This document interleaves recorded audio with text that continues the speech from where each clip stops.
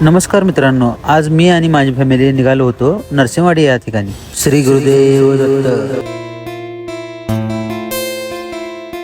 तर आम्ही दत्त महाराजांचं दर्शन घेतलो आणि निघालो प्रसादला. महाप्रसादाची वेळ होती दुपारी 12 ते 2:30.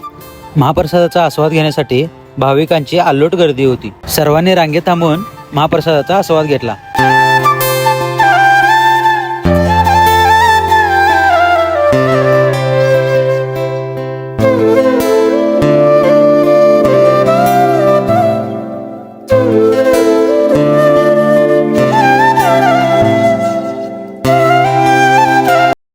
दत्त महाराजांचं दर्शन करून आम्ही निघालो खिद्रापूर या ठिकाणी. तर या दाखवतो.